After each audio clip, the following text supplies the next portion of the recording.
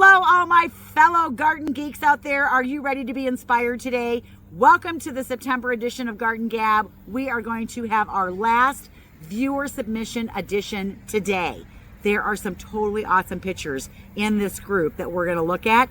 I know summer is winding down, but oh my goodness, is there some beauty going on out there? I cannot wait to share it with you. I say it all the time. If you want to be inspired, go check out somebody else's garden. So welcome. Grab a drink, grab a seat, and let's dive right in.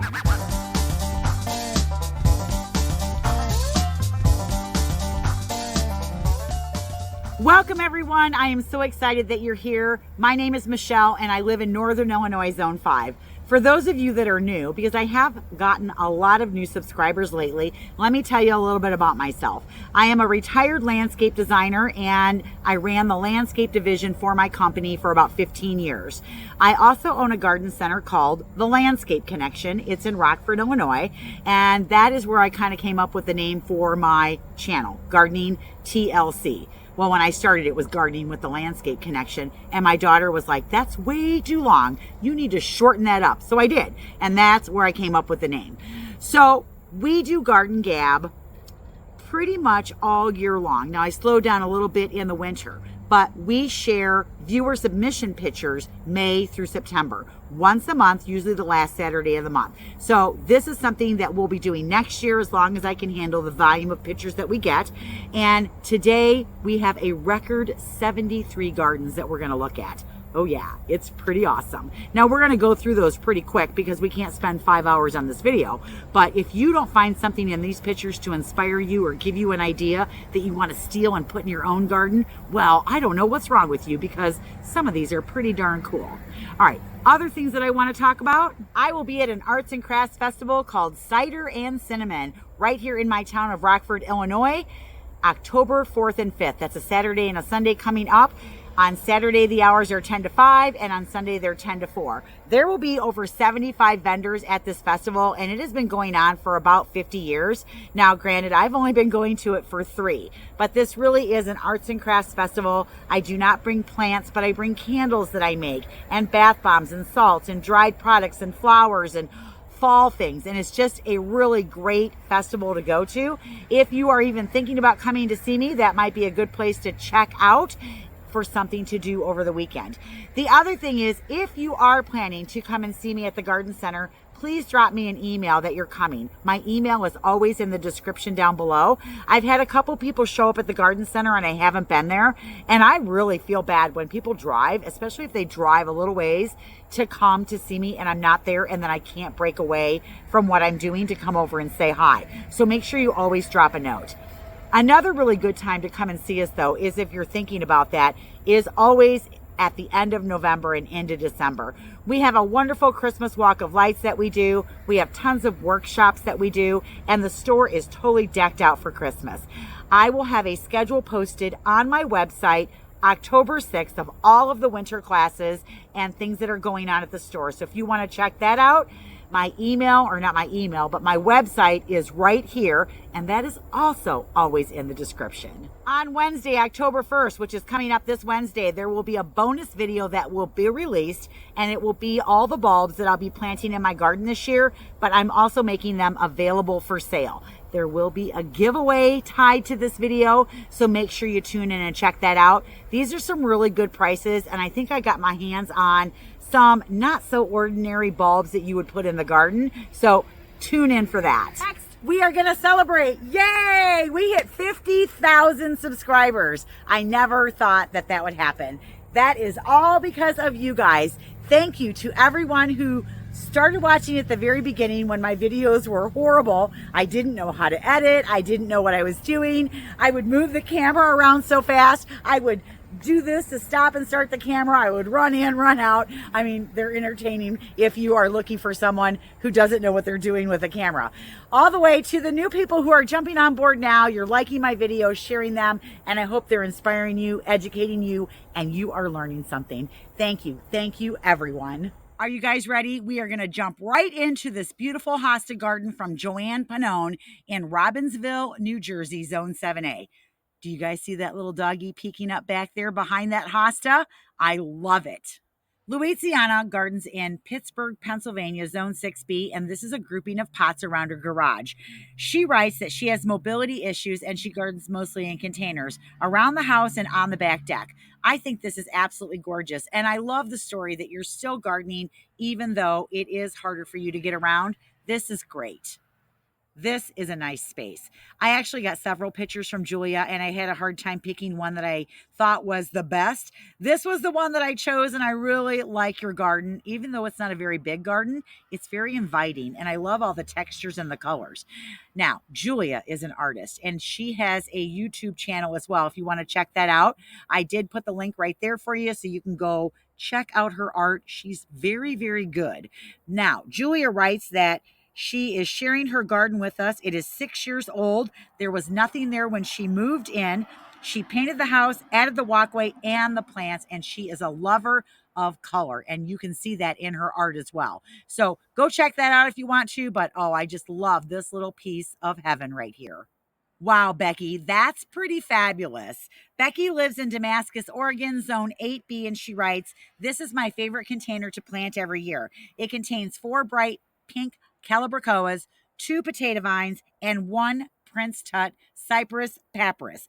It is over 3 feet tall. I plant this container in May. It's still growing strong in September, and she said she waters it every day and she uses a fertilizer on it every other week.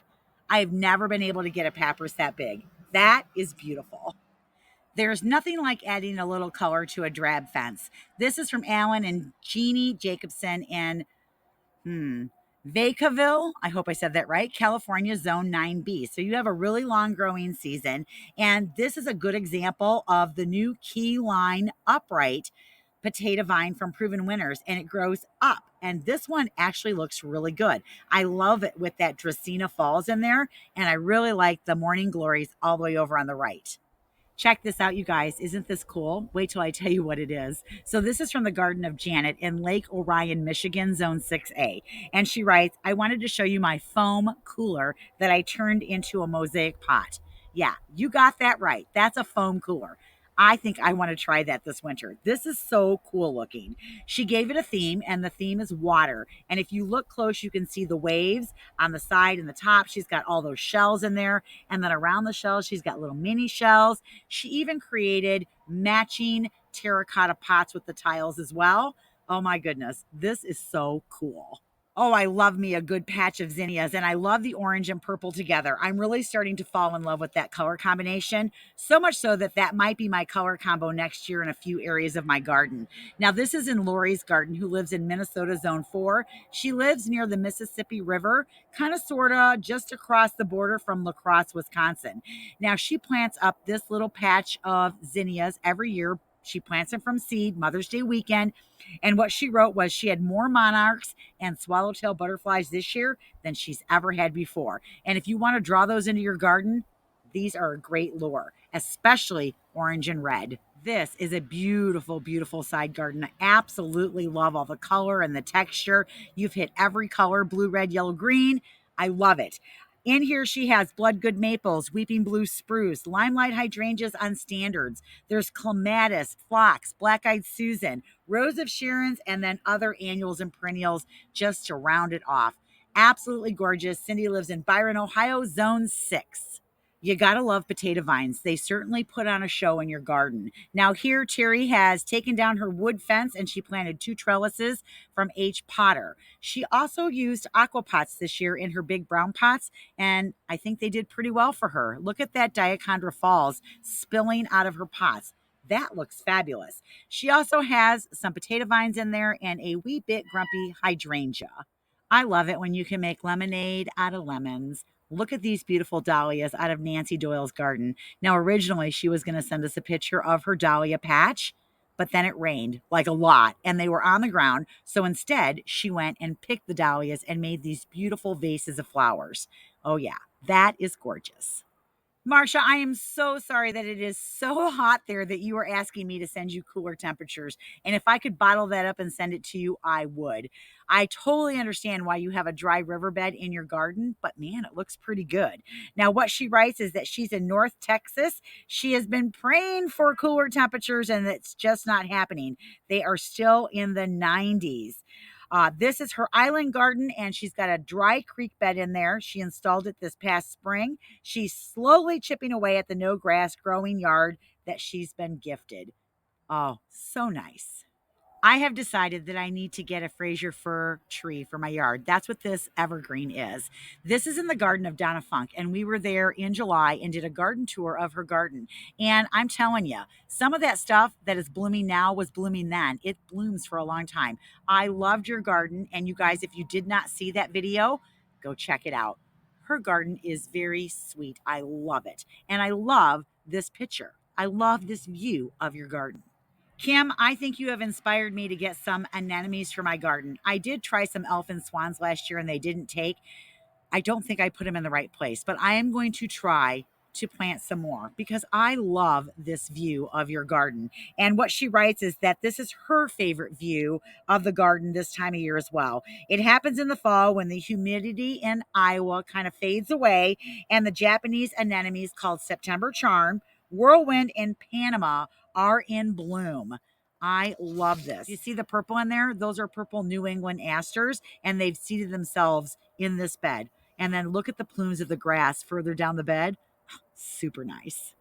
This is a spring picture from Donna Nowick in eastern Pennsylvania. And I love the combination of these plants together with the azaleas, the rhododendrons, that purple ajuga down there at the bottom with the hostas.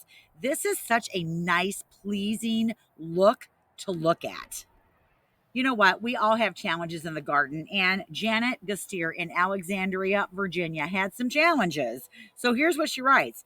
Because of all the rain that we got in the spring, she lost all of her Shasta daisies, her goldenrod, her asters. She got some kind of fungus in there. So she planted all new plants and they died too.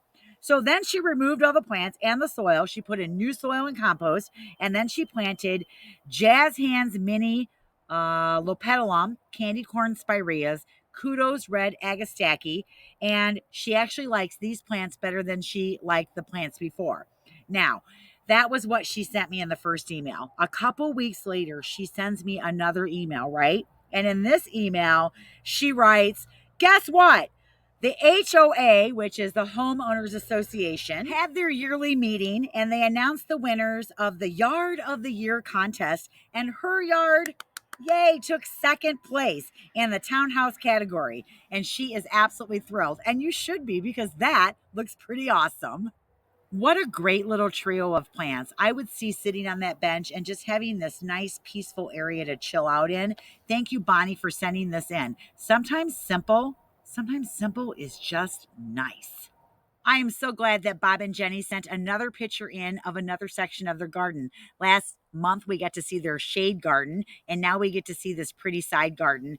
They live in Rockford, Illinois, which is where I live. And what they write is that this is their sunny garden. In this picture, you'll find the colorful annual sun patients that we have planted in several of our gardens. And for them, they love sun patients. They're easy to grow. They don't have to be fertilized or deadheaded. And, they just grow and are easy to maintain. You will also see porcupine grass, black-eyed Susans, sonic bloom woodgillas, balloon flowers, cardinal flowers, and monarda. Donna, who lives in Southwest Oregon, writes that she finally found a Sedona bowl that she likes. And what she did with it was she propped it up on top of the base of a bird bath where the bird bath top had broken. And, I've got a couple bases too. And I think I'm going to add some Sedona bowls and perch them up in my garden like this next year. I think this is such a clever idea. I love it. Now, in the bowl itself, she planted some sweet romance lavender, which she can plant in the ground later, some Indian summer limeberry coral bells, which she can plant in the ground later, some sweet potato vines, and some violas. I love this. We are looking into the backyard of Sandra Huddle, who lives in Charleston, South Carolina. And look at those buddleias in there. Aren't those gorgeous? She also has some autumn joy sedum and some caryopteris. Now, she wrote that she felt like her garden was starting to look a little tired. I don't know. I'm looking at your picture and I think your garden still looks pretty good.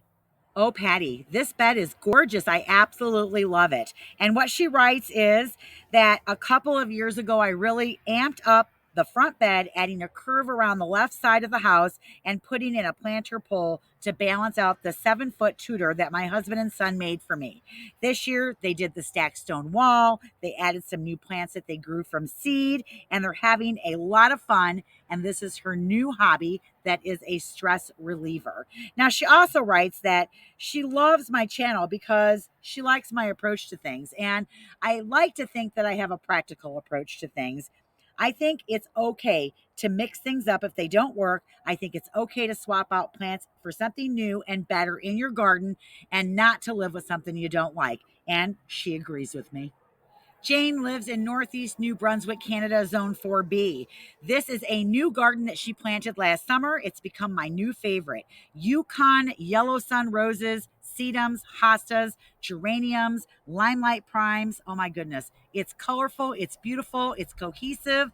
I love the textures. And from what you've listed, there's things that bloom earlier in the season. So you've always got something coming in and out of bloom. And I love that about a garden.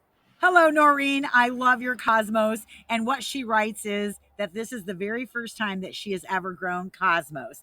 And what she did was she basically got one packet of seeds, threw them in the ground next to a dry creek bed, and then forgot about them. They are now taller than she is, and she loves them. She loves them so much that, in fact, next year she might splurge and get 2 packets of seeds. You go, girl. Gail, these are gorgeous, and it's given me an idea of what I want to do along my driveway out by the road to create some more privacy. And these are cultivars that I've never grown before, and I really love this look. So what Gail writes is that she lives in Quebec, Canada, Zone 5, and these are the hydrangeas which are near her driveway.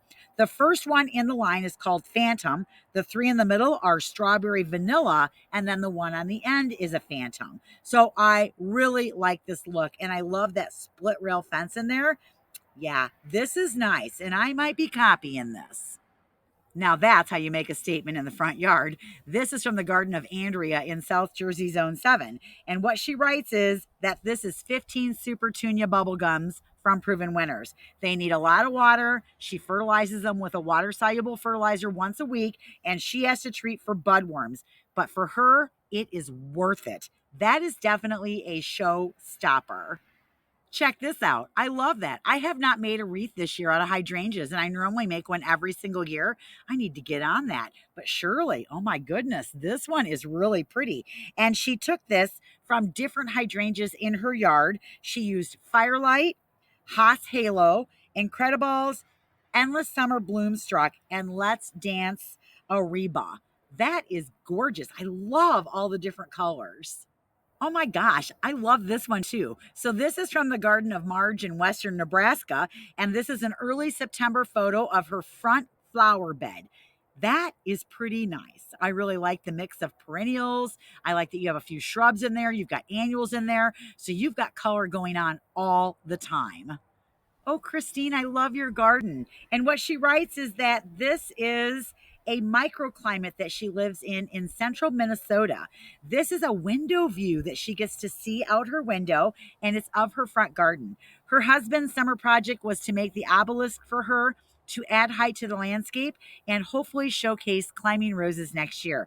See that little turquoise frog all the way over on the right? She absolutely loves garden art, and when you place it right in your garden, it really does add a little something, something. I love how you have used this space, Janet. She lives in West Des Moines, Iowa, and this is a little narrow garden between the house and the garage. She doesn't have a lot of gardening room, but you've definitely made the most of this space. Now, we are only seeing about 2/3 of her garden, but what I can see, I love.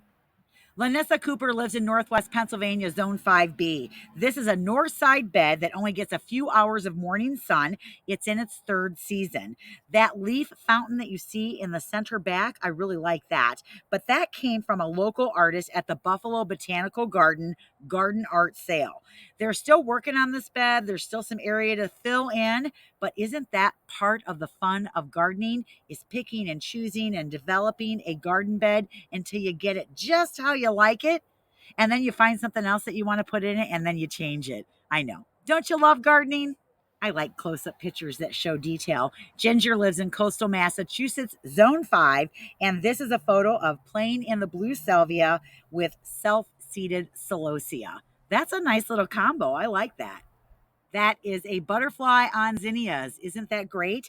This is from Karen Tomes, who lives in Northwest Kentucky, and she writes, I tried something new and tried to save on cost this year. I got some zinnia seeds. And did I get my bang for my buck? And you do with zinnias. They are so inexpensive, and there's a lot of varieties, almost every color you could possibly imagine. And they definitely do give you your bang for your buck. This is beautiful. I love it. And she writes, she's going to do it again next year. And I would too. The first time I planted zinnias, I was like, oh my gosh, why haven't I been planting these my whole entire life? I don't know what my problem was, but now I will plant them till the day I die. If you're looking for a vine that puts on a spectacular fall show and really delivers, Sweet Autumn Clematis definitely does that. This is from the garden of Cindy Smith in Grand Haven, Michigan. And she writes that this is her Sweet Autumn that she planted 3 years ago for the gate entrance to her main vegetable garden. And it definitely is gorgeous. Stephanie sent me beautiful pictures of her garden, but I absolutely had to use this one with the hummingbird in it. Because how often do you get a picture, a good picture with a hummingbird in it? Well, in all my years of gardening, I've never gotten one that wasn't blurred out. And I don't have like a still camera to put out. But oh my goodness, I had to use this one. Now, Stephanie lives in Maplewood, Minnesota. She's been on her property for 5 years. There were no gardens when she started. They back up to a golf course. And she has been using the no-dig method to surround herself with beautiful gardens. And so next year, we'll look at some of Stephanie's gardens. But today, we're going to look at this beautiful hummingbird. I do not know the name of the person whose garden this is, but their email handle was Chief Teller. And so they're in Chicago, Illinois, Zone 5. And what they write was, I am an 84-year-old master gardener who gardens on a 30-foot wide city lot in Chicago, Illinois. No grass in the backyard, all annuals, perennials, shrubs, and spring bulbs. You go. I love it. Betty Green lives in Memphis, Tennessee, and this is her shade garden. She has heuchera, impatiens, caladiums, begonias, Swedish ivy, calla lilies, and creeping Jenny. Most of the garden is sunny, so she has this really small area underneath her crepe myrtles where she does her shade gardening. JD lives in Beverly Hills, Michigan, and her husband sketched out a pondless waterfall and then brought it to reality. The feature is approximately 35 by 12. Her husband collected rocks and stones for 2 years in his planning of doing this pondless waterfall. We did all of the planting of the shrubs and the plants, and we transferred iris, cannas, elephant ears, alliums, and junipers from other parts of the garden. So talk about having a plan and a vision and then making it happen. This is awesome. This colorful bed is in Janet B's front yard. She lives in Sycamore, Illinois, which is just south of Rockford, where I live. So she's not that far away. And what she writes is that this is a mass planting of portulaca, alyssum, phlox. There's a Morgan arborvitae, a weeping cherry, and a 5-star juniper in this very colorful bed. I did a video last year of my back garden bed because I have one of these obelisks. And I asked everybody, should I paint it? Should I stain it? What color should it be? I got so many responses. By the end of it, I still couldn't make up my mind what I wanted to do and ended up doing nothing. And it's still just in its natural state. Through these videos that I've been watching, a lot of you have this same obelisk, and some of them are natural, some of them are white, orange. I've seen blue, I've seen like this really cool purple. I still can't decide what I want to do, and I love this one. This one is orange, and it just stands out, and it's great. So this is actually in Sally's garden. She lives right here in Rockford, Illinois, and what she wrote was that she made that obelisk in July of 2024. She started the bed with cardboard and mulch in the fall of 2024, and then she planted everything this spring, and voila, look how awesome that looks. I'm telling you, the no-till dig bed method, if you can be a year ahead of it or a season ahead of it, is definitely the way to go. And see, now I'm looking at her obelisk and I'm going, orange, I like that too. I just don't know what to do. The monarch butterfly is the star in Jeannie's bed in Blue Springs, Missouri. And what she writes is, we don't see a lot of the bed because she wanted to show off that beautiful butterfly on her zinnias. I love that. It is so sweet. Here is another tree that I want to add to my garden, and I actually got one at the beginning of the year, and it has been sitting in the back hoop house all year long because I don't know where to put it. So this is from the garden of Julie, who lives in Massachusetts, Zone 6, and this is a seven suns shrub slash tree. And I love the fact that it flowers so late in the year. And yeah, that's one of the reasons why I want one too. The pollinators truly appreciate it. It's such a beautiful shrub slash tree. When I bought it, I didn't have a place to put it. So it is outside on its own in its own garden bed. And you know what? Maybe that's what I need to do. I just need to pull the trigger, find some place to put it where it'll do absolutely awesome, where I can see it, enjoy it. Maybe it is planted on its own. And maybe down the road, I make a bed around it, but I really just need to get it in the ground. Thank you for the prompting, Julie. And this is gorgeous. And I love your little puppy in the background. Us gardeners, we are a tough lot. And I'll tell you why. Michelle in Central Georgia just recently retired, so she just started gardening. Now, at the beginning of the year, these are the pots that are on her patio. She started with calibrachoas and petunias. Well, she had some deer pressure, and she had a mama and three little babies come up and decide that her petunias and calibrachoa were the salad bar for lunch. Well, she quickly adapted and chose coleus to put in their place, and now she has this beautiful show of all this beautiful foliage. Catherine lives in Kamloops, British Columbia, and they have a pretty dry, hot, arid summer climate there. Now, what she writes is that she started these beautiful coleus on a baker's rack under lights in March, and then she planted them together in a planter up on the deck at her B&B. And isn't this absolutely gorgeous? And she said they are an absolute bee magnet, and I think it is so colorful and so pretty. What a nice little corner to come out and see on the porch. This beautiful grouping of pots was put together by Yolanda Haynes, who is a city councilwoman in Southfield, Michigan, and a part-time gardener. She hates the end of the season when she has to take these all apart. Yeah, I hate that part too, but I do like the part in winter when I get to plan for next year.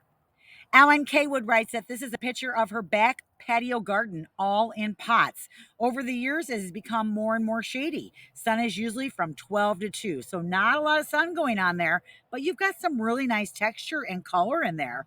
Not enough for sun plants, and shade plants actually scorch. So the last couple of years, she has been using begonias that are rated for both sun and shade, and that is a great solution when you have that situation going on.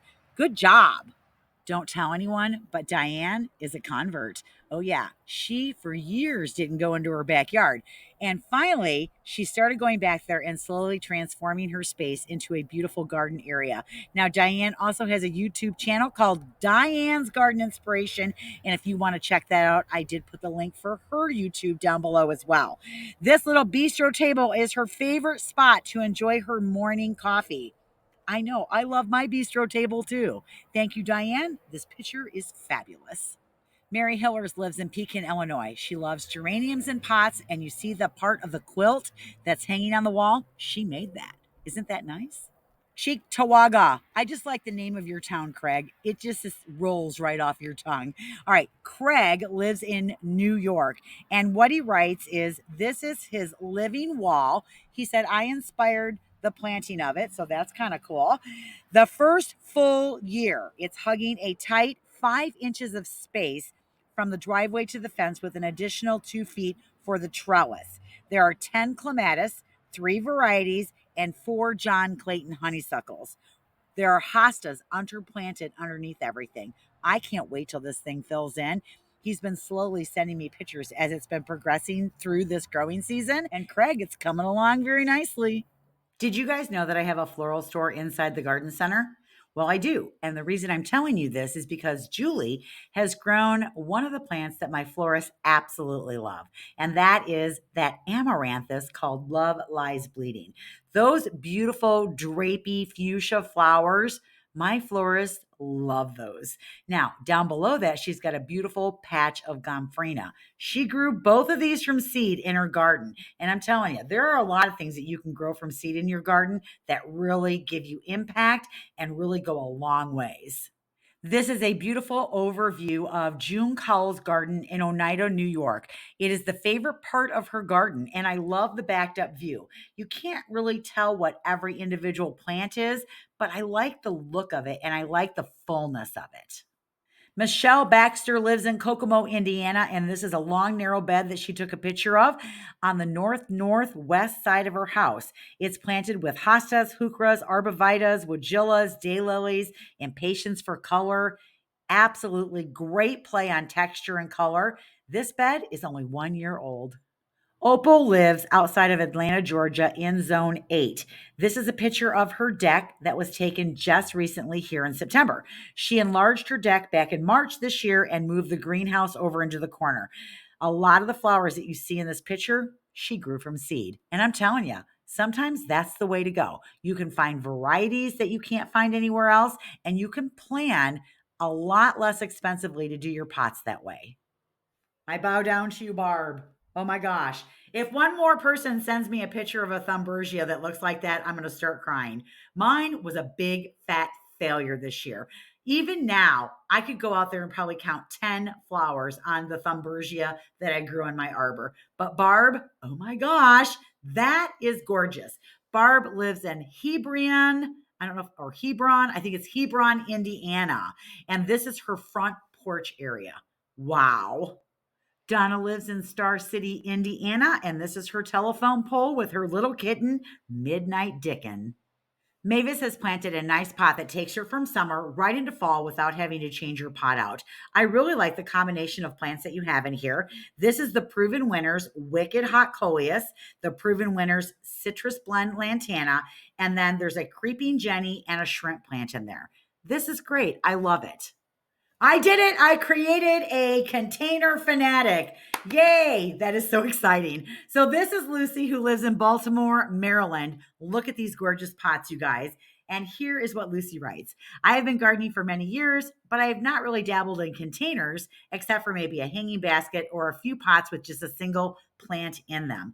After watching my channel and being inspired by all of your pots and the pots that I have done, she decided to plant up containers with many beautiful things in them. She is now totally hooked. You go, you go, you go. Containers is awesome to plant in, and it's fun to plant. It's fun to watch them get big and grow. Oh, I'm hooked too.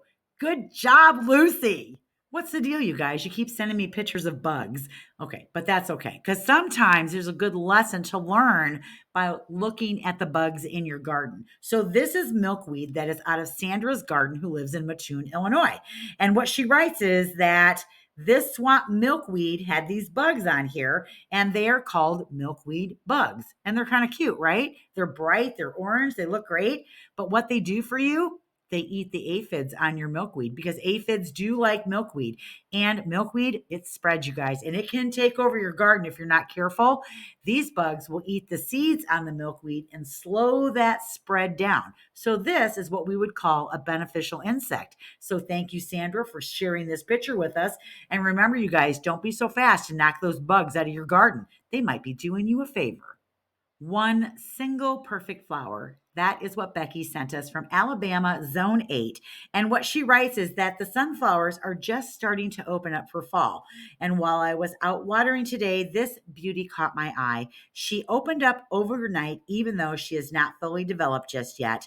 I thought it was worth taking a picture. I love how the evening light was showing on her face. I love sunflowers. And again, another one so easy to grow, and you can grow them from seed. Midge Custer in Woodstock, Ohio, Zone 5, sent us a picture of her gazebo at Downsize Farm. I love little structures in the garden, and this one is so cute. This is from Donna Hartman in Appleton, Wisconsin. The greenhouse and rebar tree on the right were built by my oldest son. He used the old windows from his house that he had replaced. I lost an ash tree on the right side of the greenhouse, so he made the rebar tree. I love trying different annual vines on it every year. This is beautiful, and I love the containers in front. Some of you are so imaginative and clever. I love this. This is a succulent tower that Debbie Hargis made for her mom. And what she calls it is the succulent tower. She took 3 different size copper bowls and created a tower using ceramic pots to separate them. She used one big one as the base and then two smaller ones in between the bowls. I think that this is pretty awesome. I love that it's full of succulents. She did put it on like a caddy so she can wheel it around. Yeah, I'm thinking I might try to duplicate this as well. One of my projects next year is to really focus on my back deck area. And so, yeah, I'm thinking this would be really nice. Hello, Stana. Thank you so much for sending in your picture. Stana wanted us to see what she is growing underneath her long needle pine. And you can see right up that pine, she is growing a morning glory. Isn't that neat? I love it when people grow plants up trees. I haven't tried it yet, but I probably should. Thank you. This picture comes from the garden of Valerie Bainbridge, who lives in Pottstown, Pennsylvania, Zone 7. And this is a beautiful lavender garden that she has at her house. Now you're just rubbing it in. Another Thumbergia, not just one. She's got three. And look at how gorgeous they are. Now, this is the coconut Thumbergia, and it looks absolutely beautiful on that fence. And I love the purple planted in between. So this is from Angie's Garden in Northeast Indiana. And now, instead of crying, now I'm becoming determined. I said that I wasn't going to try the Thumbergia again because I had such bad results. But now I'm like, all right, that's it. I'm going to find another spot to try a Thumbergia and see if I can get it to grow. Because come on, I want mine to look like that. Last month, Glenn sent us a picture of his backyard area, and there was a water feature in there, and he has a hobbit house, but it was way in the back of the picture. So this month, he sent us another picture of the hobbit house, and it's a little bit closer so you can see it a little bit better.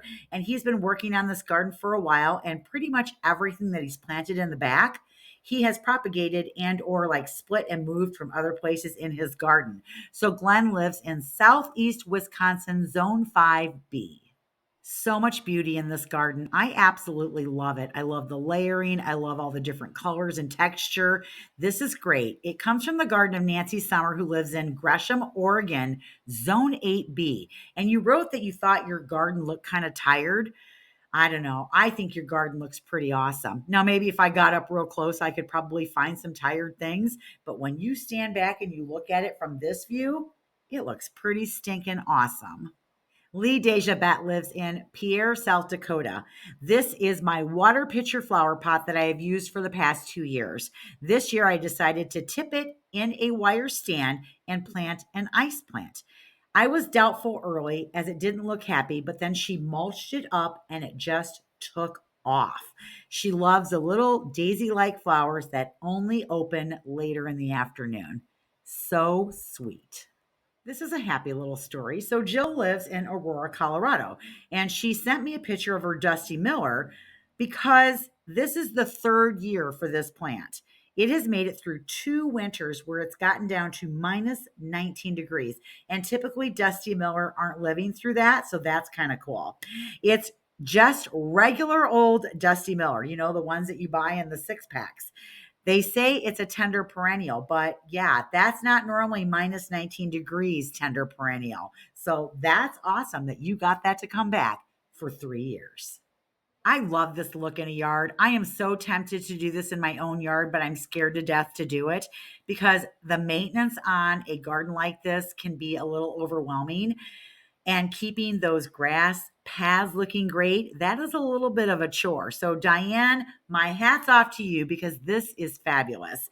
What she writes is that she wanted to share a picture of her main perennial shrub garden, and this was taken on September 6th. The gold flower in the front is called Barbecue Banana Ligularia. It is one of my favorite autumn blooming plants. The panicle hydrangeas are all limelights, and you may notice that they are all in different shades of pink or white. It amazes me that they are all planted in the same area and yet have such different color variations. I know, isn't it wild what Mother Nature does? Robin has grown a beautiful datura called Ballerina Purple. She started it from seed 12 weeks ago, and it is amazing that this plant goes from seed to beauty in 12 weeks. She ordered the seeds from Select Seeds, and I do like their seeds. Now, I grew some daturas as well. Unfortunately, I ripped mine out already because they are big, and I did not anticipate the largeness of this plant and give it even close to enough room to grow. I liked the way it looked. I loved the structure of it. I liked the flowers on it. Oh, but man, I got to have bigger gardens to have that plant. It was pretty awesome. And yours, even though we only have a little bitty snippet of it, looks pretty awesome too. Your Gara definitely looks better than my Gara. Mine kind of disappeared into the pot, so I'm not really sure what I did wrong. Maybe it's because you have dry heat and I've had a lot of rain this year, but I like the combination of this together. So Susan planted this in a horse trough in front of her house, and it is the sparkling amethyst Superbina from Proven Winners and 2 pink Garas. Now, next year she said she might try White Wands Veronica, and I think that would look good as well. And then you can actually take that out and put it in the landscape. For you, this Gara, though, is probably a perennial as well, so you might be able to plant that in the landscape. But isn't that nice? This has been a planter that she's enjoyed all year long, and it's absolutely fabulous. This is the second person that has sent me this strawberry sundae hydrangea, and I like the color variation on it. Gail lives in Galesburg, Illinois, zone 5B, and this is hers. I think I have to get myself one of these. Yeah, I would say this picture says it all. Catherine, you're probably right. She sent me this picture because she saw it at a garden center and said it reminded her of me. Yeah, I would say that I believe that this is true. It's not hoarding if it's plants. Last one, you guys, I thought I'd give you a peek of something out of my garden that I've enjoyed all year long, and that has been the Plain in the Blue Salvia by Proven Winners. We've got it backlit here with some beautiful salvia that is in full bloom, and it screams fall to me. Absolutely have loved this section of my garden all year long. Wasn't that awesome? I was so inspired just making the video. I hope that you were inspired watching the video. I have a notebook. You guys, that I've been writing down all the ideas and all the plants and all the things that I want to copy from all of your gardens. I don't think I have enough property to do that, but I will definitely pick and choose a few of those to add to my garden next year. Ha ha ha ha. Isn't that what winter is for? To plan? Well, the growing season's not quite over yet, so we've got some more gardening videos coming up. Stay tuned for that. If you're coming to town, make sure you drop me a line so that I know you're coming. Check out our winter calendar. If you want to go to Cider and Cinnamon, I will be there. Oh yeah. And also check out our video on Wednesday if you want to pick up a deal on some really cool bulbs. All right, that's all I've got for today, you guys. I hope you enjoyed the video. I hope you get your hands in the dirt today, and we'll see you in the next one. Bye, everyone.